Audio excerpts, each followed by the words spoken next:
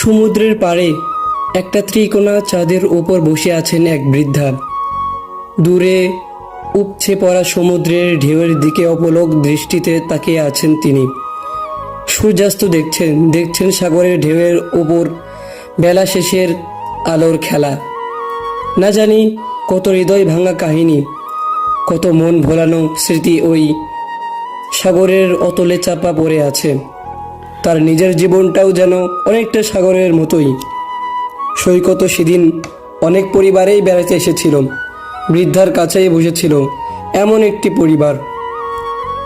ছোটরা চারপাশে খেলা করছে, বড়রা উচ্ছ্বাসিত গলায় নিজেদের মধ্যে কথা বলছে, চা খাচ্ছে। বোঝাই যাচ্ছে অনেক দিন পরে পরিবার সবাই একসাথে হয়েছে। রাত গভীর হতে হতে প্রায় 1টা বাজল। বাড়ি ফেরার জন্য গোছগাছ প্রায় শেষ। সৈকত ছেড়ে যাওয়ার আগে বেড়াতে আসা পরিবার থেকে মাঝবয়সী একজন লোক বেরিয়ে এলো। বৃদ্ধা তখনও একাকী বসেছিলেন, চোখ সাগরের উপচে পড়া ঢেউয়ের দিকে স্থির। লোকটি বৃদ্ধার কাছে জিজ্ঞাসা করল, খালাম্মা, আপনি কি কারোর জন্য অপেক্ষা করছেন? সেই সন্ধ্যা থেকেই দেখছি এখানে একা একা বসে আছেন। অনুমতি দিলে আমি আপনাকে বাড়ি পৌঁছে দিতে পারি। বৃদ্ধা বললেন, না বাবা, আল্লাহ তোমাকে উত্তম প্রতিদান দান করুক।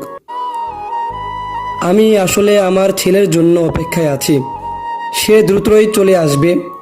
সম্ভবত রাস্তায় খুব জ্যাম, এজন্যই হয়তোবা দেরি হচ্ছে। লোকটা জিজ্ঞাসা করল, রাত প্রায় 1:30 বাজে, এই সময় কি আসবে?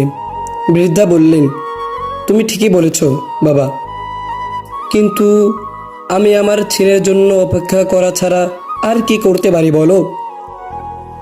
এই চিঠিটাই দেখো, আমার ছেলে এখানে রেখে যাওয়ার সময় আমার হাতে দিয়ে গেছে, কিন্তু আমি তো পড়তে পারি না। তুমি একটু পড়ে দেখবে বাবা? এ বলে বৃদ্ধা ছেলে রেখে যাওয়া একটা ছোট্ট চিরকুট লোকটিকে দিকে বাড়িয়ে দিলেন।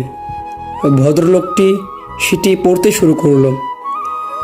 এই চিরকুট যিনি পড়বেন তাকে অনুরোধ করছি যেন তিনি চিরকুট বহনকারী বৃদ্ধাকে কোনো বৃদ্ধাশ্রমে রেখে আসেন। চিঠিখানা পড়ে ভদ্রলোক কিছুক্ষণ ঠাই দাঁড়িয়ে রইলেন। পৃথিবী যেন কিছুক্ষণের জন্য স্থিমিত হয়ে পড়েছে। সাগরের গর্জন থেমে গেছে।